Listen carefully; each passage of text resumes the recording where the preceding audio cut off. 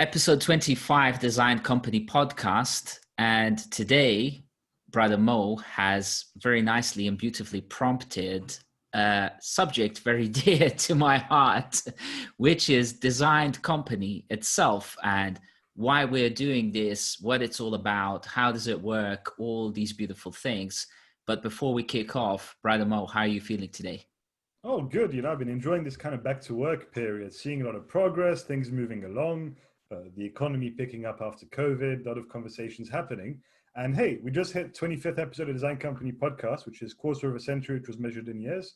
So I was thinking this would be quite a good occasion to do a retrospective on what we've built so far and what's coming next.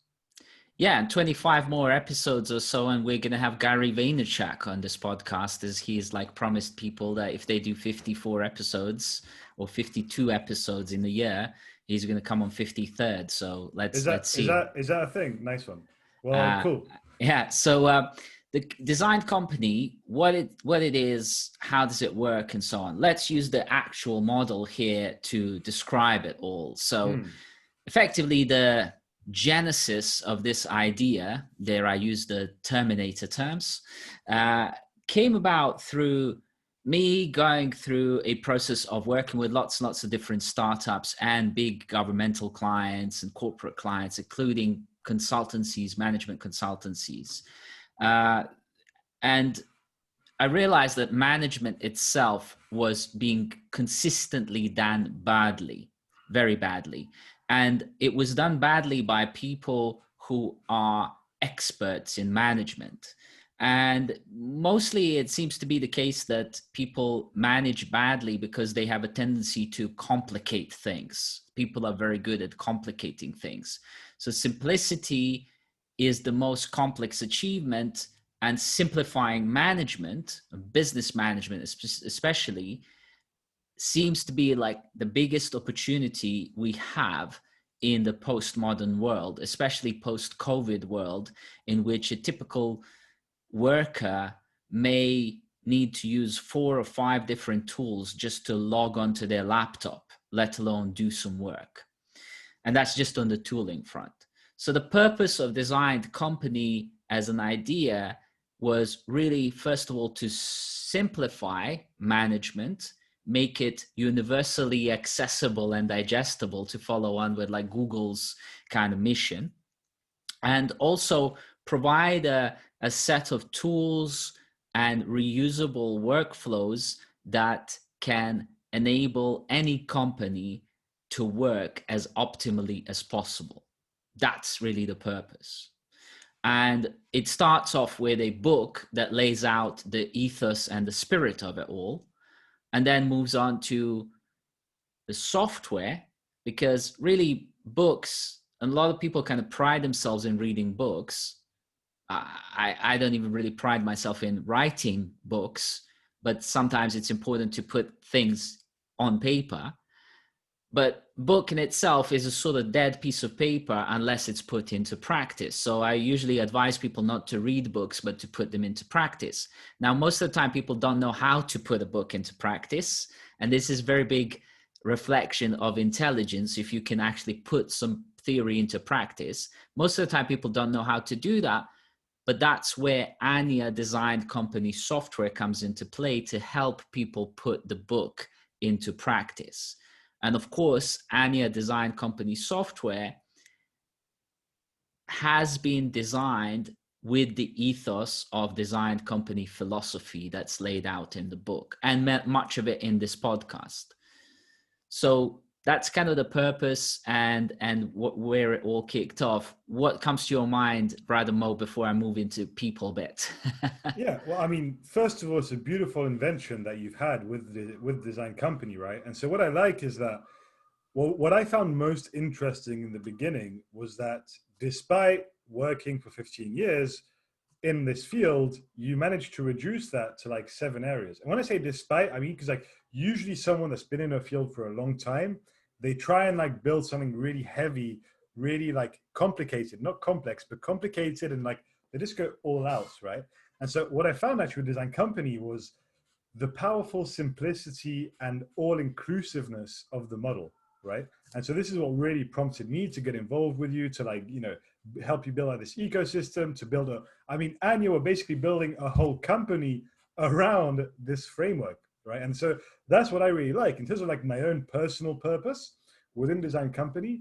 It really is, as you said, simplifying management, but it's also really like giving more agency to individuals and helping them reclaim the power and the knowledge away from the MBAs, and really just like be the actors of the evolution of their workplace, of their environment, of what they're doing. And so I read an interesting thing the other day. Actually, it was our friend Ray Dalio again, and the other day being this morning, where he said actually that what he'd realized was that intelligence was mostly a cycle of kind of iterative learning that then like, experiment, test, feedback, and then either conscious or subconscious learning. And so ultimately, if I had to kind of articulate my own purpose and like articulating design in working in Design Company ecosystem, it's creating a continuous feedback loop that makes people as a group smarter and smarter every day.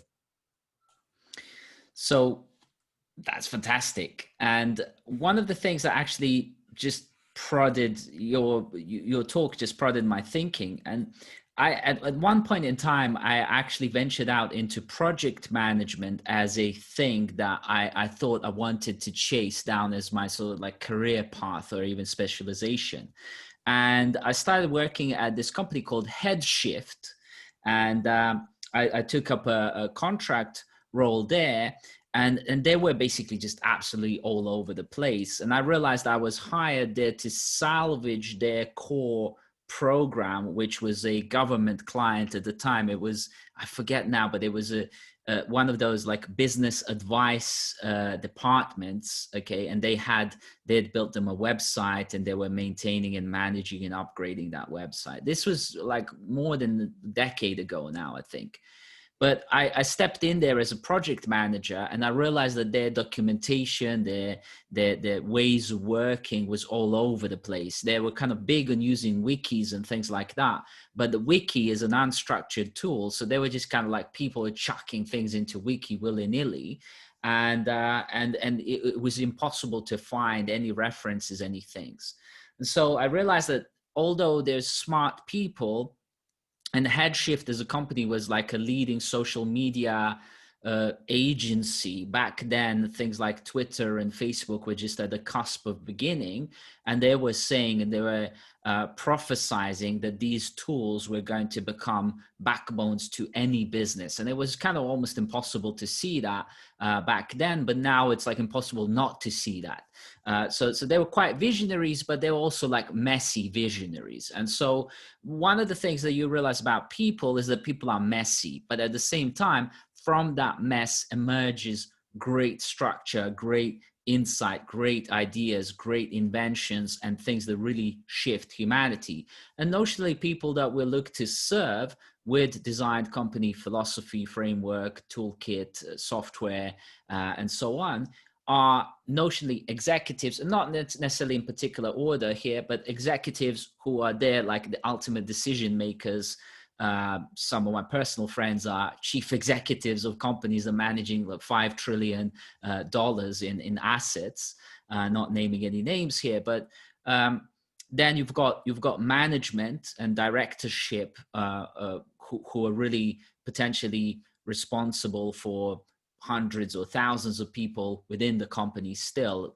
Somewhere like BT or UK government, oftentimes program managers will be overlooking 1,000 people teams that are split into sub teams. And then you've got workers notionally, and those workers are mostly and increasingly knowledge workers, that are managing knowledge. That is like, if they were using that wiki tool, they ought to be managing that wiki in a way that is structured, that other people who know nothing about the projects could come into that and use it and so on. But we realize that people are messy and they don't really do that. So the tooling here that we're providing is to help those messy individuals become structured, become grounded in what is technically called a meta structure, but that meta structure applies and works for just about every company, including individuals themselves. So what we're doing here is we're marrying and blending and balancing individual power with collective wisdom, and really blending that together into an emergentist, an evolutionary way to mine the best quality thinking across the whole company in a way that each individual feels it's being asked of them, but actually it's collectively being asked of everyone. And there's a very, very important thing here. That's something like group ideation sessions don't tend to work. We know this from psychology. I was even watching last night a very specific psychological lecture, and the lecturer basically remarked how group ideation sessions don't work because people are subject to group think and all sorts of biases and so on. So we know this, and that's why design company, especially Anya Software, works on individual basis, but actually then corroborates people's ideas into a collective insight through the dashboard that it works, and basically the way that is shown on your background there. So you've kind of touched on the topics of systems and people there. I think one of the key things here that we're looking to achieve with design company is really in the world of systems thinking, we call this emergent properties, and you mentioned it yourself, right? And so how do we define emergent property? Well, very simply, the sum of the parts is worth more than the individual parts themselves. And so as you said, what we're looking to do here is like, now it's kind of actually the opposite. We have a lot of very talented, very smart people in companies, but they kind of get a bit, browbeaten and taken down by the existing setup, which can be a bit restrictive. And so really our goal is to put everyone on the same level of information. And so just allow them access to like a whole new level of cognition, right? Because if I'm just looking at the Anya side on the systematic aspect, well, what we want to do is instead of you having a conversation with someone else, we want you to have a conversation with someone else, but we want both of you to start that conversation with what 100 people also think.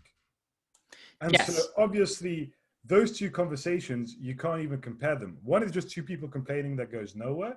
The other one is two people that have the collective intelligence of 100 people at their disposal and that are now actually engaging with ideas, actions, decisions, etc. And so it's this kind of increased pace of corporate existentialism, essentially, that we're going for.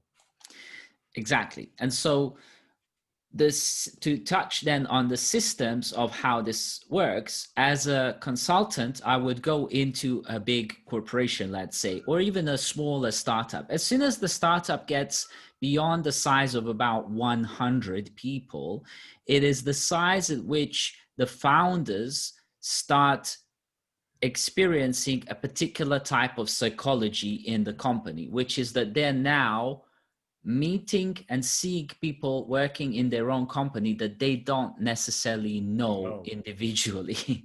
And it's the first time where they're experiencing this, where it's like, hey, I was used to go potentially with the first 25, 30, even 50 employees, used to go out for pub, drinks, lunches, dinners, even sort of social outings, paintballing, whatever.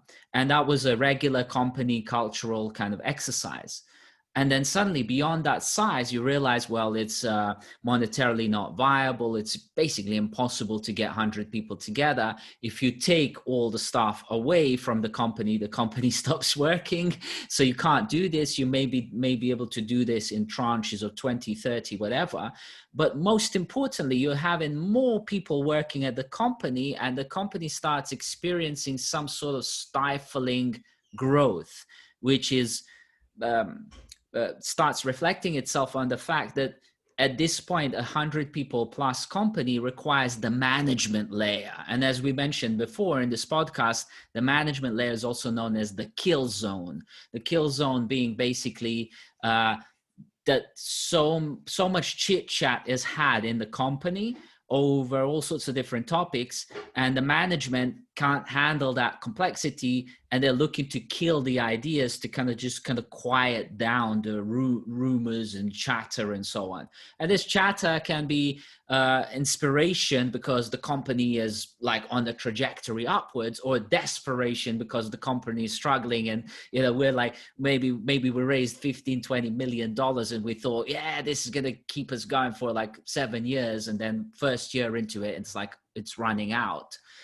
So Anya system, design company system software, basically helps management become a lot more distributed, because usually a smaller company can employ 1 or 2 managers. They quickly start getting overwhelmed, and they having to do like 80-20 analysis and stuff based on their gut feel, biases, all sorts of things, and sort of personal likes and dislikes. So if the manager was one of the original founders of the company, they tend to like the original co-workers more, rather than somebody new who might have joined from a competitor, let's say, and they go, they used to work at the competitor. They might not even realize this. But basically that guy or a girl who's come in from the competitor actually knows a lot better what needs to be built inside the company. So their opinion needs to be heard at least equally as much, if not more, than those well-established old schoolers within the company. Now, imagine this happening across a bigger corporation that employs thousands of people. You've got tens of thousands of ideas arising every day, and potentially 9,500 of those are complete nonsense. But 500 of them are potentially really good, of which 10 of them are crackers that could make the corporation billions. How can you get to identify those 10 in matter of hours or couple of days, as opposed to in matter of a year or 2, or never really?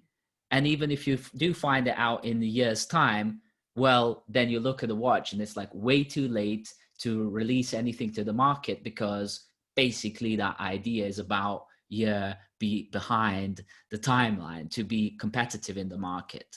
So What just comes to mind? Yeah. dancing on that then, in terms of like, actually, this is nicely fitting into systems and then innovation. So you mentioned, startup with a couple hundred people, a company with 100,000. There's this formula in a project, in project management, you mentioned it earlier, which is basically for the amount of people that you have in the team, you have individual communication bridges between each of those people, right? So let's say it's you, me, and unidentified third person. There's one bridge between you and me, one bridge between me and the other person, and then one bridge between you and the other person, right? So that's 3. Now, if we just take that number up to 10 people, we now have 40, we've gone from 3 to 45 communication nodes, right? And this is like an exponential function. So the more people you're adding, the crazier it gets to share these ideas and have them align. The beauty of Anya is that it's completely linear, constant function. So whether you have 100 people or 1,000 people, you have the same dashboard. And so what this leads on to is a phrase that I've become more and more fond of, which is fractal management approach. And the core innovation here is to say everything that Elon Musk talks about, and first principles comes from physics, is to say the individual has a bunch of ideas. Maybe sometimes they don't. Okay, so it's like the ground zero is, this is like just a kind of drone sitting in the office and they don't have an idea at all.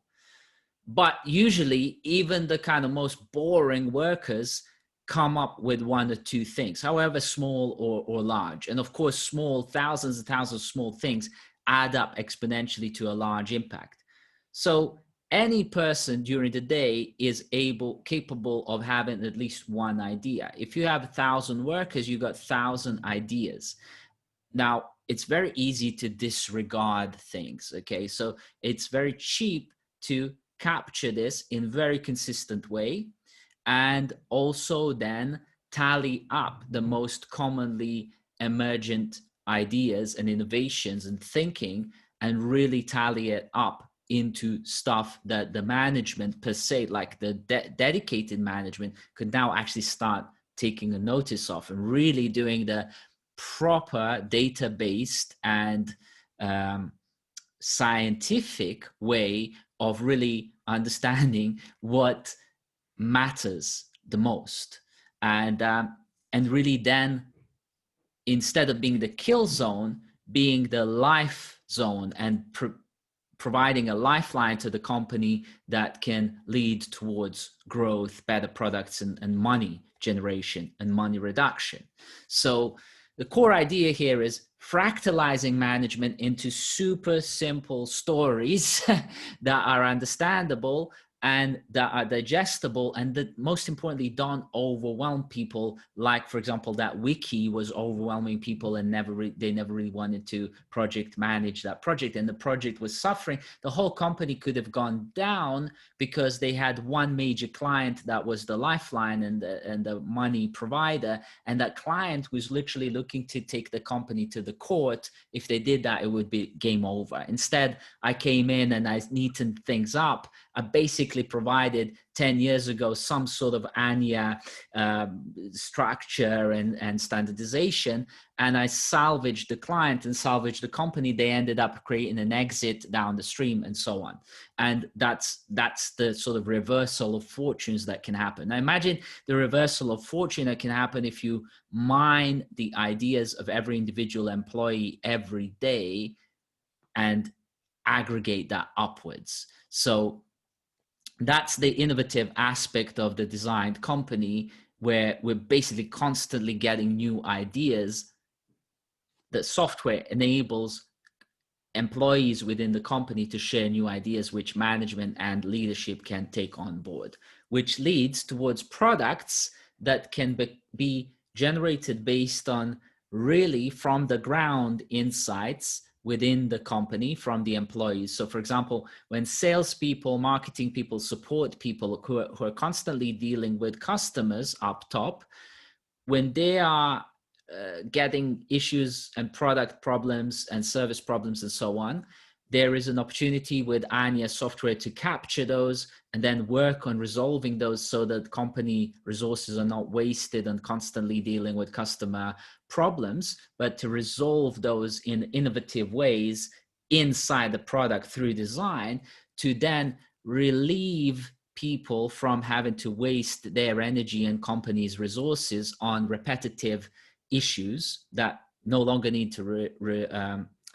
arise, and those issues can be fixed in design. This is an example of something that we've done at Rolly, and it's taken Rolly from firefighting type of management, where they constantly had problems with pretty much every single product that they sold, to completely reducing problems and really completely innovatively focusing on producing products that can generate growth and money, and really focusing on growth and money as the only really focus area.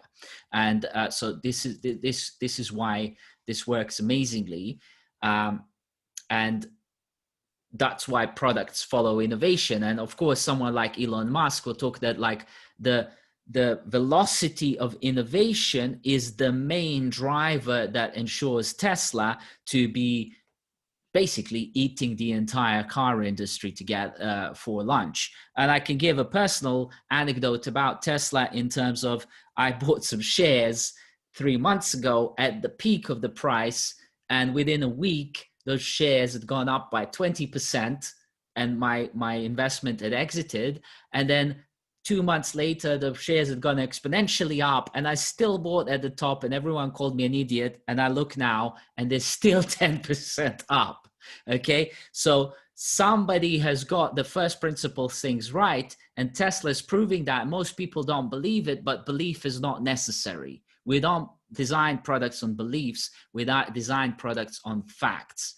Mo, what do you think about this? Well, talking about facts, and just before we move to like the money considerations, there's a very simple observable thing here. To anyone viewing this podcast or listening, take these 7 areas. So purpose, people, systems, innovation, products, money, and growth. And then I want you to like run through it. So whether like literally you're planning a date, you have a software feature to plan, you have like a new project that you want to start, you have a kind of meeting agenda that you want to prepare. Take these 7 areas and just ask yourself some questions in each area for whatever topic you're prepared. It'll change depending on software, etc.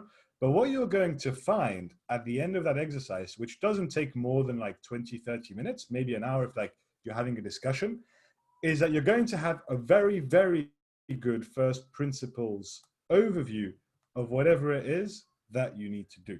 So we're not going to say design company, just say if you're serious enough about this, try this out for yourself, see the results. That's my that's my invitation. But to move to the money side of things. Yeah, in fact, you can run this exercise even within 5 minutes. So you can apply it to any area of your life and set a timer for 5 minutes and just write for that area that you're intending to design up or improve and so on. Just run some design company questions around each area, and you'll find a lot better clarity and focus and drive towards completing that. So the money side of this basically is very simple like this. You want to be doing those things which make sense to everyone within the company. The people that you've hired, they've been hired for a reason. Everyone that's working in the company is working for a reason. Even if they're a janitor, you've hired a janitor for a reason. So all these people have got good ideas, and they're all interested, especially like at Tesla, if they have shares, which most startups do have, share options, these people want to make these shares worth something in terms of money. So they're contributing ideas all the time, and that's how you make money, how you make more money. This is so simplified down that like my 12-year-old son understands it. And he actually says, Dad, this is cool. So if a 12-year-old can understand it, a CEO of a $5 trillion corporation must understand it. And the multiples that happen in comparison from a startup that might have raised $1 million to a major insurance company that manages 5 trillion is massive, or the technical term is mahusive. But basically, the money is a product of purposeful focus with people interacting in systemic way, generating innovative ideas, improving products which can gain higher price and cost less to produce. The outcome of that is more money made, less money wasted. And finally, but not the least, growth. The final thing. There's no need for growth hacking here. We're talking about actual sustainable, proper, from the ground up growth that will work going forward. Why? Because it's continuously integrating. This is the Kaizen of Fractal Management, continuously integrating the best emergent daily ideas into the company in a way that is continuously innovatively competitive and working better than any other company that's not using the design company approach. And so growth in this sense is guaranteed because there is no other way for the company universe to move than upwards in an emerging higher consciousness order. And so this is how this works. And what we've made is the philosophy, software, toolkits, consultancy between our team, as well as this podcast and various other things that we're going to produce down the stream, like courses and training things for design company to become basically the de facto standard for just about any company of any size. Mo, have I described this in any way that's understandable? I think that's a very good way of summarize it. And if we had to kind of put a recap on all of this in a nutshell, design company is a simple way of thinking that helps you actually approach complexity from first principles. Secondly, it's an ecosystem of both people and various tools, softwares, etc. That's basically here to help you like understand what's going on, get feedback through your employees, go much faster in terms of growing your company. And it's also just, an open ecosystem of knowledge, ideas, etc. So we also want people to be participating, to be adding their expertise, and then, ultimately to be coming out as experts in various areas of these 7 areas. So we already have people experts, system experts, money experts, and we're always happy to hear from people that wish to join us in this ecosystem, in this new standard of management, as you said, Jason, potentially as podcast guests or collaborators in any other way. But as you said, ultimately, it's about creating a new standard of management that's not just like yet another framework, but something that anybody can understand and something that nobody can fake. Precisely. And I think management industry is way overdue for radical transparency from our friend Ray Dalio, and also radical improvement and innovation. Both of us love management, but we sort of fell out of love with it due to the fact that basically I've barely ever met any person who said, "Oh, I love my manager," because basically most managers don't really love their work because they're overwhelmed and so on. Design company approach reduces that overwhelmness, creates a much better well-being company because it's continuously fractally getting insights without overwhelming anyone. That's why Anya works as a chatbot across different channels such as Slack, Telegram, and so on, and also as a standalone app soon. So there is literally no excuse for all the employees to partake in the design company emergent wisdom gathering, and for the leaders and managers and workers to act on that in a much more faster, optimized way that generates money and growth, which again, I've never met anyone who wants less money and less growth. So this is something that like Jeff Bezos would say, I've never met a customer who says, I want my product to be delivered slower and for it to cost more and for it to work worse. Basically everyone wants better products, less cost, faster, better, and so on. That's what we're delivering with this. And it's to our knowledge. Without burning the humans. Without burning the humans, without actually point. using humans for what they're best for, which is their wisdom, insights, knowledge, and foresight, okay? Insight and foresight around what is coming up. That's very hard. I recently spoke at Davos to MD of a major consultancy firm, one of the big four, and I asked him, how do you actually understand from your consultants what they're thinking? And he said, it's very hard. And my response was, it's very easy with design company software, and consultancies ought to have this on board as a standard tool. So if you're working at a consultancy or you're running a company where you want to improve and move faster and better and make more money, create more growth, reach out to us. We're ready for business, open.